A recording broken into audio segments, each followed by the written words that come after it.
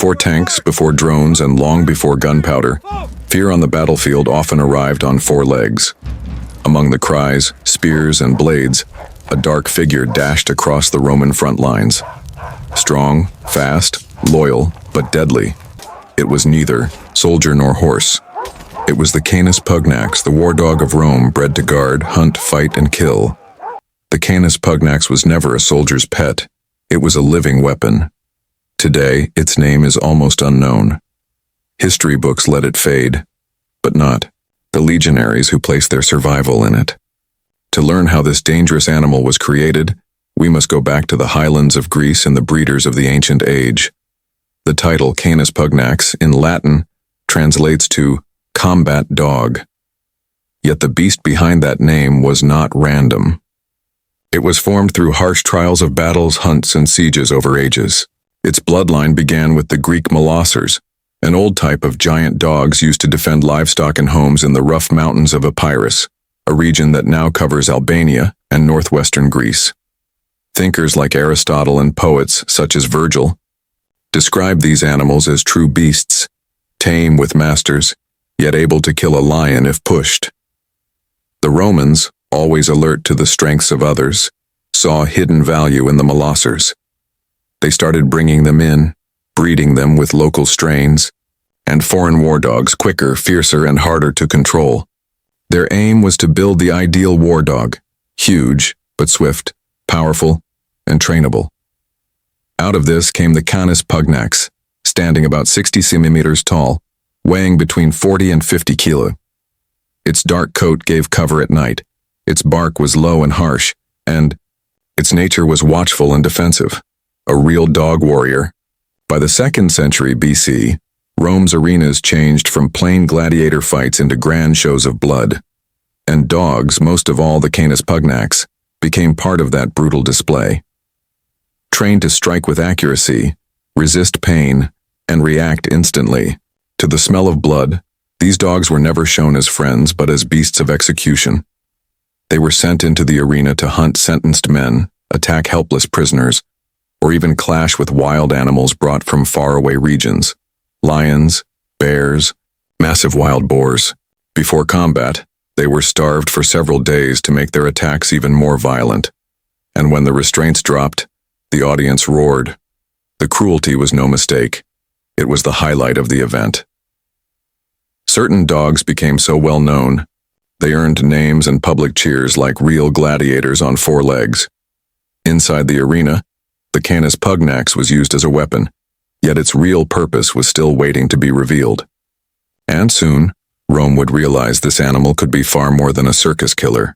It could serve as a warrior. With the empire's growth, Rome launched wars in every land of the known world and confronted enemies with unusual methods. Among them, one stood out strongly: the battle dogs employed by Celts, Scythians, Germans, and Britons. These animals attacked with uncontrolled rage.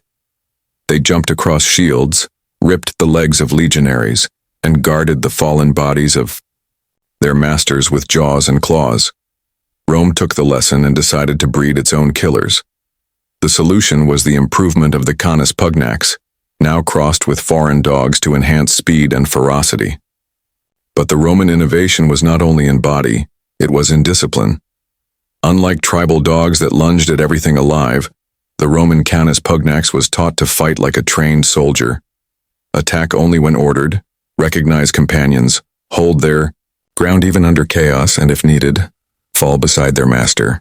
This was how the Canis Pugnax moved out of the arena and into formation, marching with armed men, not as a mere beast, but as part of the most lethal military force of the ancient era.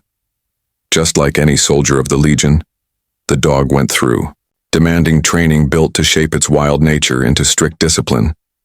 First, it learned to detect the scent of fellow soldiers, separate friend from foe, and react only to clear commands, ignoring distractions and the noise of combat. The aim was to produce a dog that would never flee, lose focus, or delay action. They walked with the troops, covering as much as 35 km per day, often carrying small packs tied to their backs with rations, notes, or tools. They stayed inside, the camps kept watch at night, and sensed danger long before human guards could. Within the castra, the fortified bases, the Canis Pugnax had crucial duties, securing the borders, guarding supplies, and even keeping watch over captives.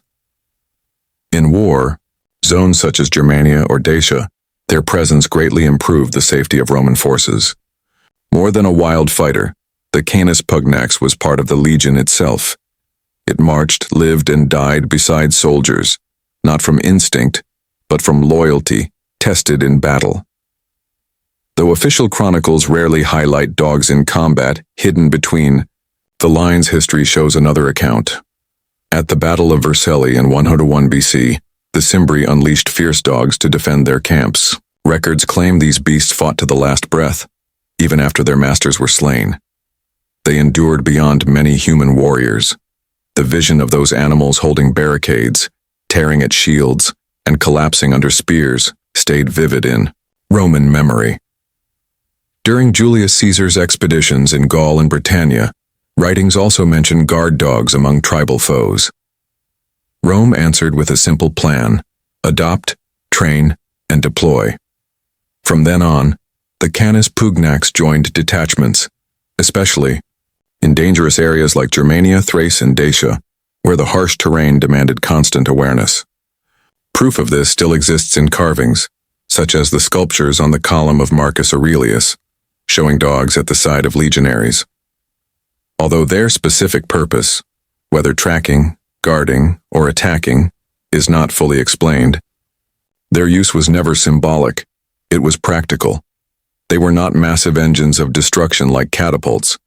They were targeted weapons deployed where fear, shadows, or sudden strikes demanded more than human sight could offer. In spite of their power, courage, and value in war, the Canis Pugnax never gained the same respect as horses, commanders, or Roman machines. Almost no records, no proper accounts, no official manuals describe it with the attention it deserved. Still, that did not mean their role was ignored by the ones who counted most, the legionaries. Many soldiers treated their dogs with greater care than their own servants. They were given special meals, basic medical treatment, and in some cases even granted burial with markers and carved epitaphs, like relatives. It was not rare for a retired fighter to go back home to his village with a Canis Pugnax at his side. Over time, as the empire shifted and battles evolved, the original bloodline began to vanish, mixed with other types or lost due to changes in combat methods. Yet pieces endured. Present-day breeds like the Neapolitan Mastiff or the Cane Corso still carry remnants of that disciplined warrior from Caesar's era within their nature and appearance. Now that you have heard the tale of this remarkable dog, ask yourself, does the Canis Pugnax not deserve a place of honor with the heroes of Rome? If you enjoyed this story, leave a like, subscribe to the channel, and share it with anyone who feels the same passion for the ancient world. And as always, may Mars watch over you in battle. If you want to uncover the 10 most famous gladiators of Rome, click on the thumbnail now showing. I'll see you in the next chapter.